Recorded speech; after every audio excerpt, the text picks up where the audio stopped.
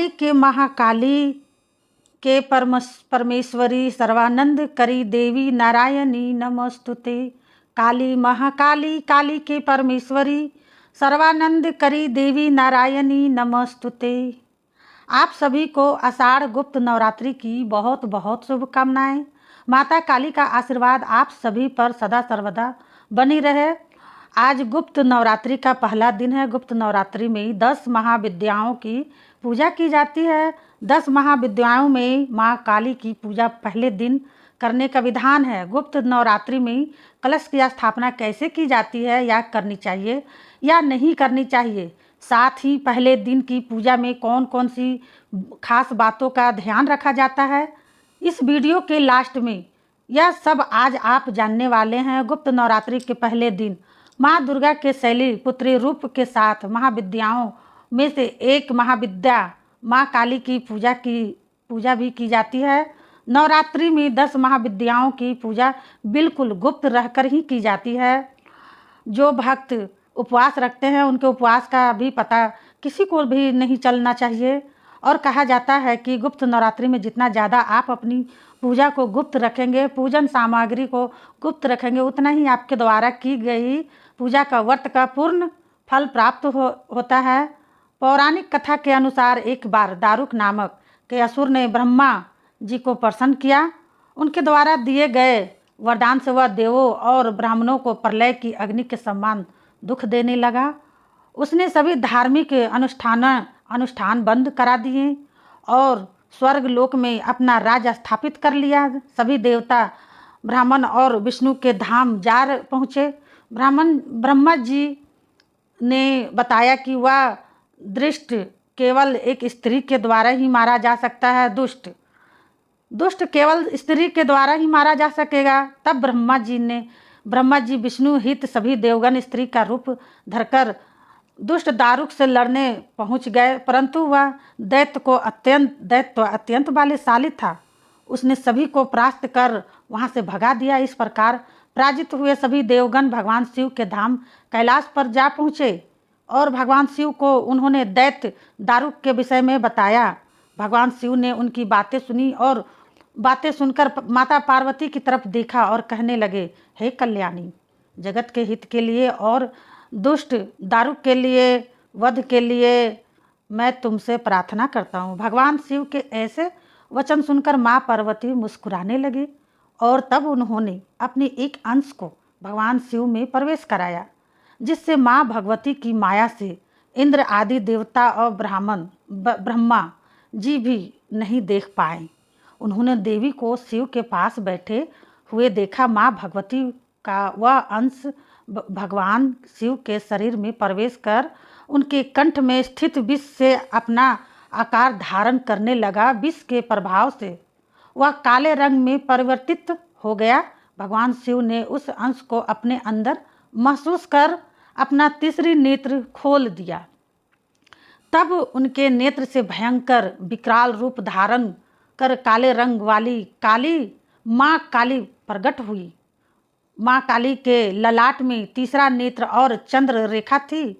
कंठ में कराल विष का चिन्ह था और हाथ में त्रिशूल और नाना प्रकार के आभूषणों और वस्त्रों से वह सुशोभित थी। महाकाली के इस विराट भयंकर रूप को देखकर सभी देवतागण और सिद्ध लोग वहां से भागने लगे।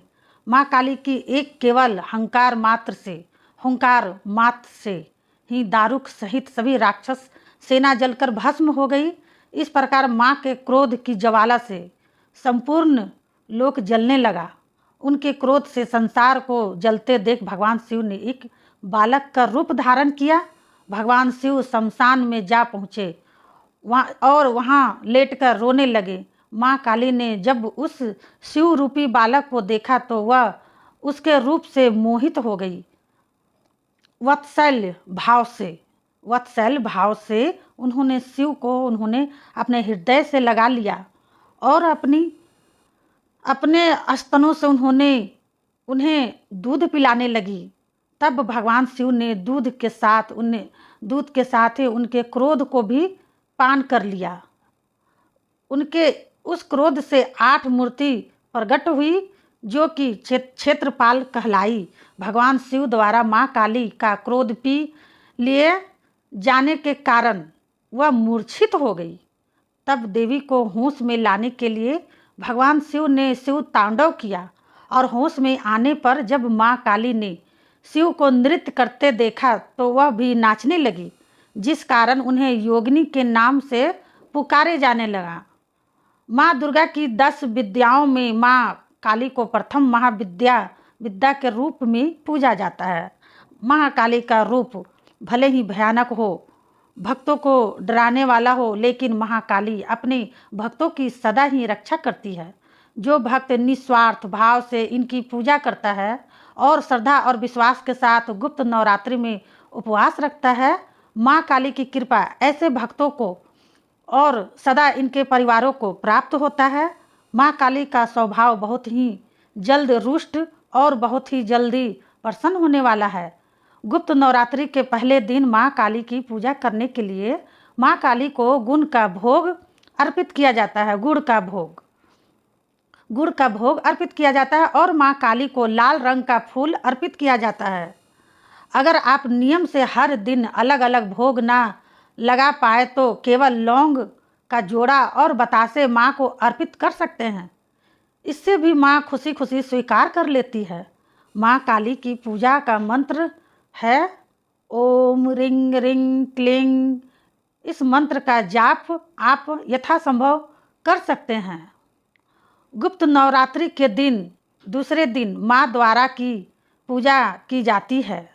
यदि आप माँ द्वारा की कथा के बारे में भी जानना चाहते हैं तो मेरे चैनल पर यह कथा भी आपको अवश्य ही आगे देखने को मिलेगी। साल भर में कुल 4 नवरात्रि होते हैं, 2 गुप्त और 2 प्रकट। तो जिस तरह से गुप्त नवरात्रि का नाम है, यानी कि इसमें पूजा बिल्कुल गुप्त रहकर ही की जाती है। इस पूजा का या गुप्त नवरात्रि का व्रत का प्रचार प्रसार नहीं करना चाहिए। इन दिनों जब आप व्रत रखते हैं तो आपको ध्यान रखना चाहिए कि जिस कमरे में आपका मंदिर है तो उस कमरे में यदि कोई भी बाहर का व्यक्ति नहीं आता हो तब तो आप कलश की स्थापना कर सकते हैं। लेकिन कई बार लोगों के साथ यह समस्या होती है कि एक ही कमरे का घर है, उसी में सोना भी है, उसी में खाना भी है, बनाना होता है, उसी में जो आता है जाता है वह भी रहता है। तो ऐसे में आप कलश की स्थापना ना करें, बल्कि विधि विधान से नियमित रूप से सुबह और शाम माँ दुर्गा की और महाविद्याओं की पूजा कर सकते हैं। कलश की स्थापना करना गुप्त नवरात्रि में अनिवार्य नहीं है, वर्जित नहीं होता है, ठीक है। और अगर यदि आपके पास गुप्त जगह है और आप अपने द्वारा स्थापित किए गए कलश को 9 दिन तक गुप्त रख सकते हैं तो आप कलश की स्थापना कर सकते हैं। नहीं तो केवल आप सुबह शाम दीप जलाएं, दीप प्रज्वलित करें, विधि विधान से व्रत की कथा पढ़ें अथवा सुनें, माँ भगवती का जाप करें और माँ दुर्गा माँ का और माँ भगवती की सभी शक्तियों का भोग लगाएं। कई बार ऐसा होता है कि कोई विशेष प्रिय भोग नहीं होता है तो आप महाविद्याओं को या जिस तरह से कई लोग नवरात्रि में पूरे 9 दिन की पूजा करते हैं, माँ शैलपुत्री से लेकर अंतिम दिन तक माँ सिद्धिदात्री की पूजा करते हैं, उसी प्रकार से आप माँ शैलपुत्री की पूजा पहले दिन करते हैं या माँ कालरात्रि की पूजा पहले दिन करते हैं तो आप केवल लौंग और बतासे का भोग माँ को अर्पित कर सकते हैं। इन पूरे 9 दिनों में आपको खासकर शुद्धता और पवित्रता का ध्यान रखना होता भी है। अगर हो सके तो घर में पूरे 9 दिन तक शुद्ध सात्विक भोजन बनाना चाहिए। परिवार में किसी भी एक सदस्य ने गुप्त नवरात्रि का उपवास रखे हैं तो बाकी सदस्यों का भी कर्तव्य है कि वह लहसुन प्याज से बना हुआ तामसिक भोजन बिल्कुल भी ना ग्रहण करे। कई बार घर में कुछ लोग होते हैं जो इन बातों को नहीं मानते हैं।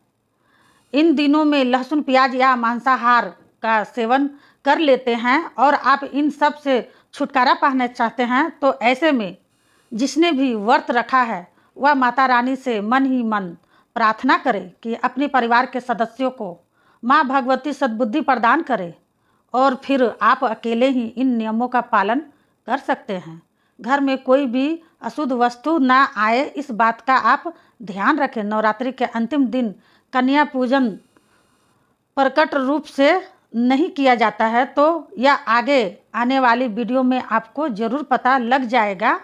इन नवरात्रों में अगर कोई परेशानी है, कोई पीरियड से है या और कोई दिक्कत है, तो ऐसे में आप केवल मानसिक रूप से पूजा कर सकते हैं। मन ही मन मंत्रों का जाप करें और माँ भगवती का स्मरण करें, याद करें। आप इन नवरात्रों में कथा पढ़ सकते हैं या सुन भी सकते हैं, लेकिन अपनी पूजा किसी दूसरे के हाथों से नहीं करवानी चाहिए, क्योंकि ऐसा करने से फिर जो गुप्त नवरात्रि की पूजा साधना है वो गुप्त नहीं रह जाएगी। कोई भी व्रत उपवास रखते हैं तो सबसे पहले हम संकल्प लेते हैं, तो इस से यदि आपको भी कोई खास मनोकामनाएं हैं जिसकी पूर्ति के लिए आप गुप्त नवरात्रि का व्रत रखते हैं, तो सबसे पहले आपको हाथ में जल या पुष्प लेकर स्नान करने के बाद संकल्प जरूर लेना चाहिए। फिर विधि विधान से पूरे 9 दिन सुबह शाम पूजा करें। श्री दुर्गा चालीसा का दुर्गा सप्तशती का पाठ करें। यदि आपके पास समय है तो देवी भागवत पुराण की कथा भी आप पढ़ सकते हैं या सुन सकते हैं। और अगर इन दिनों आपके आसपास कोई देवी माँ का मंदिर है तो वहाँ दर्शन करने ज़रूर जाएं।